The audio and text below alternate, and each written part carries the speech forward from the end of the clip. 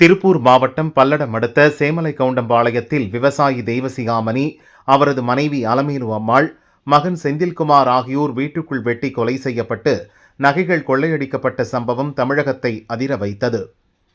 கடந்த ஆண்டு நவம்பர் 28ஆம் தேதி நடந்த இந்த கொடூரமான சம்பவத்தில் ஈடுபட்ட குற்றவாளிகளை கண்டுபிடிக்க 14 தனிப்படைகள் அமைக்கப்பட்டன.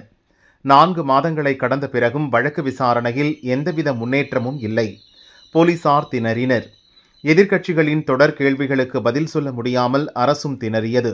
இந்த கொலை வழக்கை சிபிசிஐடிக்கு மாற்றி கடந்த மார்ச் 19ஆம் தேதி அன்று டிஜிபி சங்கர் ஜிவால் உத்தரவு பிறப்பித்தார். வழக்கு தொடர்பான ஆவணங்களை பெற்றுக்கொண்ட சிபிசிஐடி சூப்பரண்ட் ஸ்ரீதேவி தலைமையிலான சிபிசிஐடி போலீசார் விசாரணையை தீவிரப்படுத்தியுள்ளனர். சம்பவம் நடந்த இடம், அப்பகுதியில் உள்ள சிசிடிவி கேமராக்கள் ஆகியவற்றை ஆய்வு செய்து விசாரணையை வேகப்படுத்தியுள்ளனர்.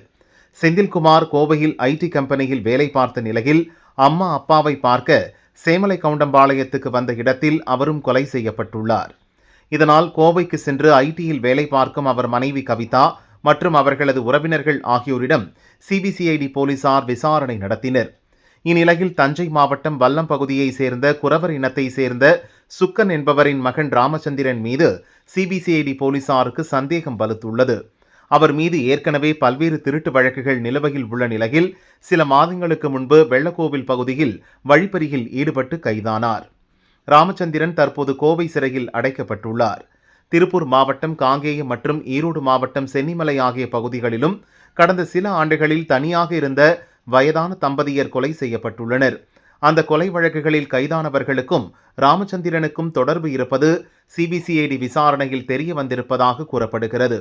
அதனால் அந்த கும்பலில் உள்ள சிலருடன் சேர்ந்து அதே பாணியில் சேமலைக்கவுண்டம்பாளையத்தில் 3 பேரை ராமச்சந்திரன் கொலை செய்திருக்கலாமோ என்ற சந்தேகம் ஏற்பட்டுள்ளது. அதைத் தொடர்ந்து கோவை மத்திய சிறையில் அடைக்கப்பட்டிருந்த ராமச்சந்திரனை பல்லடம் காவல் நிலையத்திற்கு அழைத்து வந்து சிபிசிஐடி போலீசார் தீவிர விசாரணை நடத்தி வருகின்றனர்.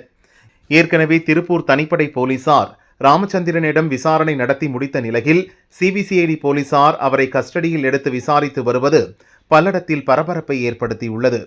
3 கொலை சம்பவத்துடன் காங்கேயம், சென்னிமலை பகுதிகளில் நடந்த இரட்டை கொலைகளை தொடர்புபடுத்தி சிபிசிஐடி போலீசார் நடத்தி வருவது புதிய திருப்பமாக பார்க்கப்படுகிறது.